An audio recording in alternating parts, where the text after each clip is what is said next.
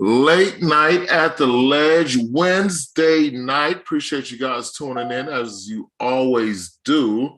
I say that in all sincerity. I don't know how many folks watch this live, but I know for me, I definitely appreciate the folks that tune in live and tune in after the fact.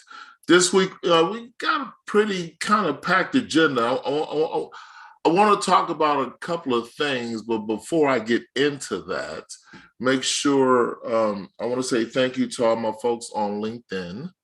I definitely want to say thank you to all the folks on Instagram. If you haven't done so already, make sure you follow me on LinkedIn if you haven't already. If you haven't followed me on Instagram, make sure you do that. If you think that we should create a community around Late Night at the Ledge, and to all of my game changers, excuse me. If you think we should start a community online, please indicate that in the comments as well. So shout out to Equally Yoked and Reform, Equally Yoked, IMAC, EYMAC.org. Make sure you check out that link. That is a company that my wife and I own. It is a marketing and messaging company, but specifically dealing with polling data and surveying and converting that data into targeted messaging for organizations to reach their target audience. So that's imac.org.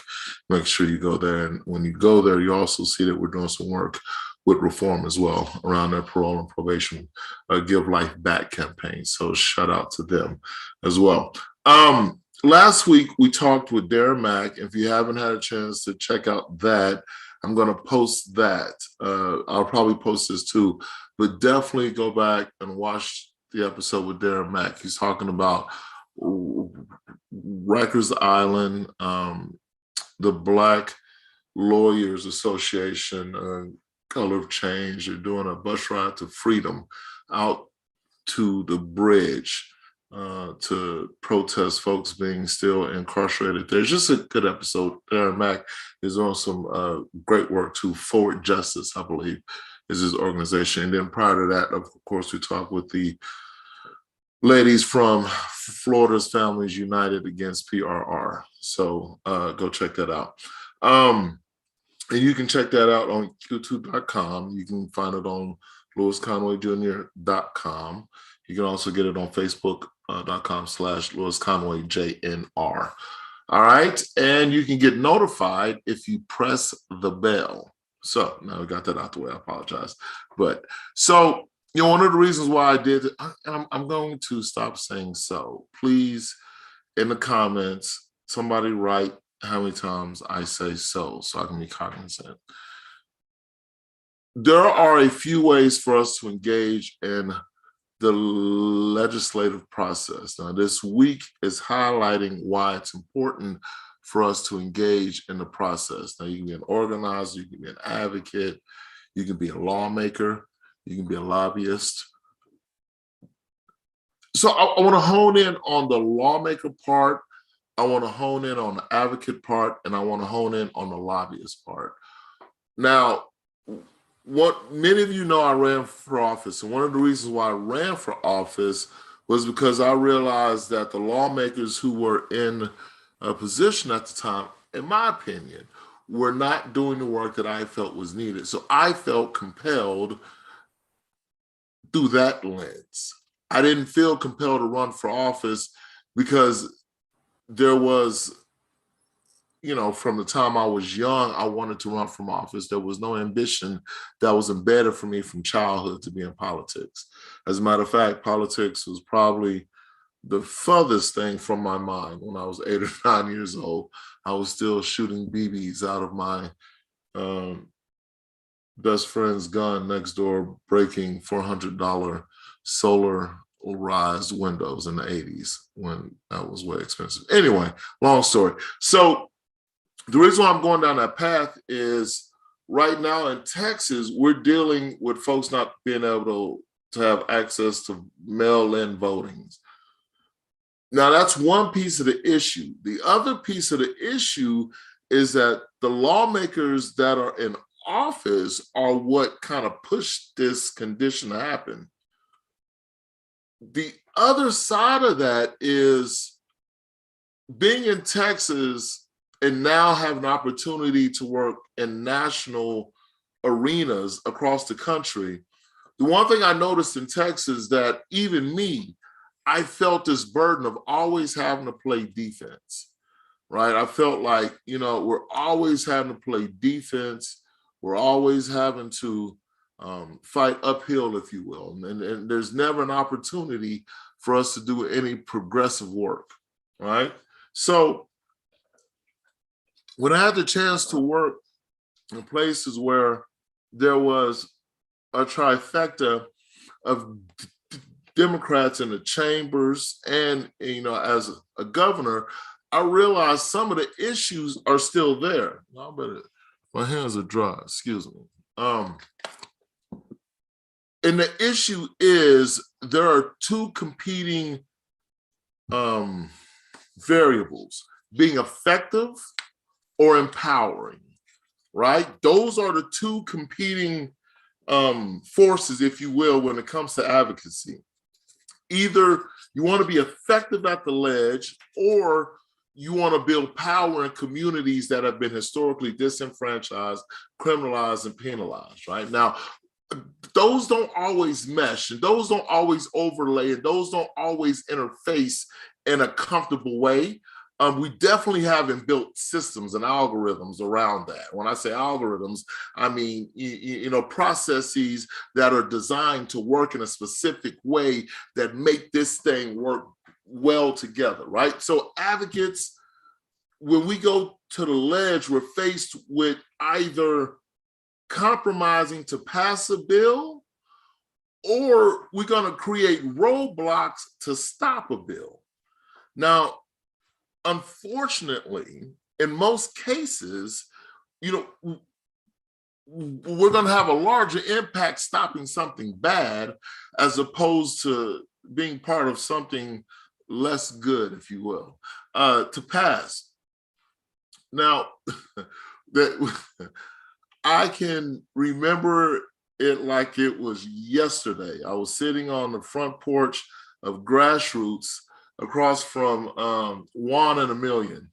And I got a call from a local newspaper asking for an interview to talk about felony disenfranchisement in terms of voting. I was like, well, absolutely, because I can't vote. So I would absolutely, let's talk about it.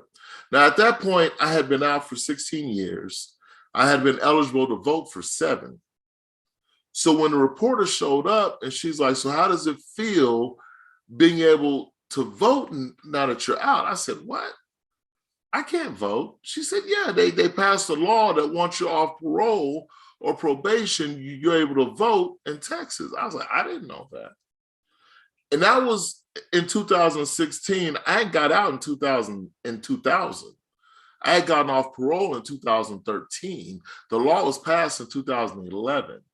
And that's when I realized how much I didn't know and how that lack of knowledge was being used against me. And really, that was probably the impetus that made me understand why voting was always in suffrage is an issue that has plagued America for the last 100 years.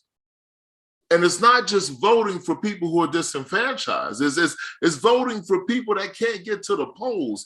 It's using the vote as a means of creating this classism, as a means of keeping people out of the mainstream, as keeping people subjugated to this third-class citizenry. And so what comes to my mind is defense wins games.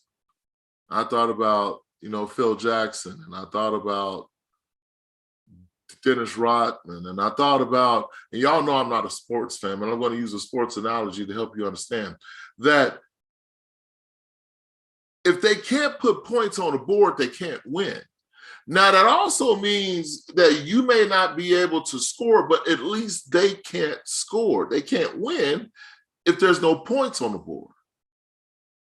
And if the only game you can play that season, if the team orientation, if if the league, if the auditoriums that you're playing in won't allow you to play your best offense, then you got to play defense. And voting rights, unfortunately, is a defensive game that we have got to get good at. We've got to get good at making sure that our grandparents, our disabled brothers and sisters, our sisters and brothers of different creeds and colors that don't have access to transportation, that don't have access to polling booths. We got to be smarter when it comes to playing defense. So if they're going to pass voting rights bills that restrict our access, then we got to be pushing for voting polling booths or putting folks in office that are going to create the conditions where voting is more palatable or easier or is facilitated in a way that provides access to everyone. That means we got to change our strategy. Now, my voting experience, my voting advocacy, comes in the South, but professionally as a consultant, as an organizer, as an advocate, I've also had an opportunity to work across the country. And one thing remains the same.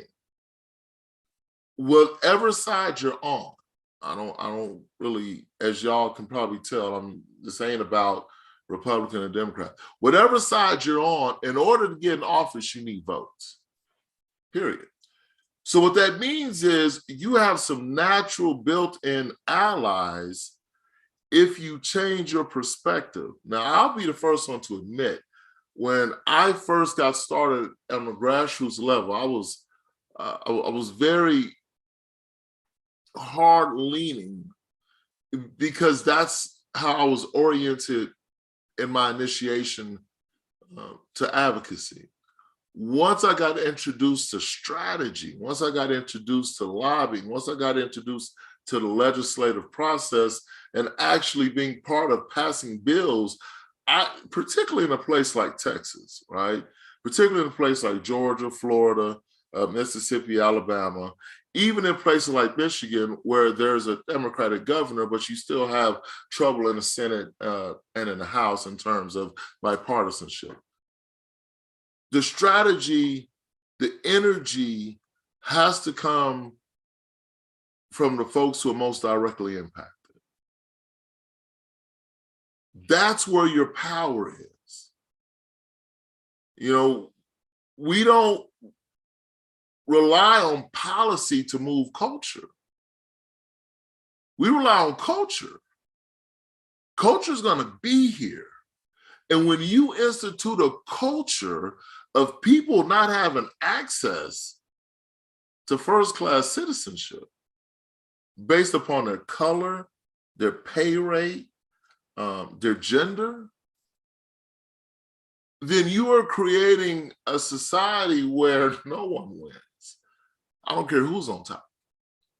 And as we look at democracy in this existential kind of lens, we have to rely on the folks who have been least able to have access in order to save democracy. That means we got to look at folks who have been to prison to run for office.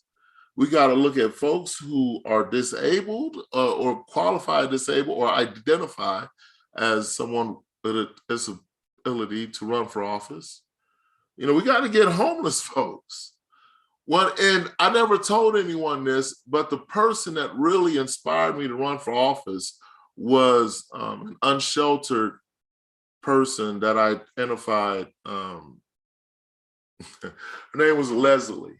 Leslie, if you just Google Leslie and 6th Street. Leslie ran for mayor 3 times and almost won. And I was convinced that if we were, if we were progressive enough to allow an unsheltered person access to leadership, then why surely I could be available for that same kind of opportunity, if you will. But if we use that same approach and just think about it across the country, we wouldn't be in the position we are in when we talk about protecting voting rights. I didn't know I couldn't vote. Well, I didn't know I could vote. And there was such a fear of getting locked up for not being able to vote that I didn't vote. So that means we got to be educating people. As much as fear is being introduced through the media, we have to knock on doors, even in COVID with our mask on, and tell people you can vote. We got to change our strategy in the sense that playing defense is how we win games right now until we change the composition of these houses and these chambers. You can't play offense if in Texas, we're not going to be able to pass the George Floyd bill until we get enough Democrats. In New York, we're not going to continue to have the success we're having eliminating parole and probation barriers if we don't keep folks in office. Now, in New York City, we're going to have to, I don't want to get into politics, but we're going to have to address safety in a different way. We're going to have to talk about that. We're going to have to talk about access to polling places and what that means. But most importantly, running with conviction, voting with conviction. You know, this whole reason why I do this is to encourage people that are system impacted, justice impacted, directly impacted by the criminal legal system in America to get engaged and give you some game, like give you some ways that I didn't have access to. Like when I first started, people were talking over my head. I ain't going to front with you. Like I came in, I did 10 years as a strip club DJ. I literally transitioned from being a strip club DJ to being a travel agent to being hired as a criminal justice organizer. Now, my experience in the music industry for 15 odd years gave me the wherewithal to know how to organize, run a successful campaign. But in terms of methodologies and theories and Marshall Gans and all of that, there was no intentional induction of information until they needed me to testify. And when it came time to testify, that's when things were kind of explained. So I'm giving you the game early. So when you go into these workshops and these sessions and you're thinking about the strategy of how are we going to create ways for people who haven't had access to have access, we got to bring the community in sooner. But the community has to be informed and educated. And we got, and folks like me, and this is why I do this, is to make sure that we are undergirded with knowledge and information. I just believe information and knowledge will open doors. And so I'm telling you that we have got to activate the people that we don't talk about, yo. Like we got to go back into the hood. We got to go back into those areas. You know, I launched a voting registration campaign outside of a supermarket where there was traffic from undocumented folks, but also Latinx folks. And one of the reasons why I did that was because in San Francisco, they were pushing a measure where regardless of your citizenship, you were able to vote. And that's kind of how I felt. As long as you were in America and you were a citizen regardless, and being in America qualified you as being a citizen, you should be able to vote. Now, I know that's an extreme and everybody doesn't agree, but that's how we have to begin to look at it. if they're going to go extreme in terms of making it difficult for our grandfathers and grandmothers to vote, then we got to be just as extreme about the ability of folks to vote just because they're here. That gives them the right to vote because they are breathing. How about that as a qualification to vote? And so as we think about strategies and narratives to put forth and compassion and looking at justice through this lens of restoration and not just punitive. I know I'm kind of all over the place, but I want to talk about voting. I want to talk about, this is Black History Month, right? And I ain't talked about policing, and I haven't really talked about Black history because I feel like March to March is what I want to do, like Black History Year. How about that? Anyway, I don't want to take up too much more of your time. I just want to talk to you about some things. Or go check out Darren Mack episode. I'm gonna post some promos about that. We're gonna come back next week, hopefully. I'm on this weekend, Saturday. I'm gonna be on the radio with my man Mike Curry. He is in Boston. I'm gonna be on Life After Prison, 10 a.m. Boston 104.9. And you can tune in wrbbradio.org. So that's going to be 10 a.m. February 19th. My man, Mike Curry, author, entrepreneur, justice impacted brother, an amazing brother who reached out to me. And I appreciate the opportunity. So anyway, I appreciate y'all. Wednesday night, late night at the Ledge, Louis Conway Jr. Make sure you check out imac.org. If you have any questions, comments, drop those in the chat, and I will see you next week. Have a good one.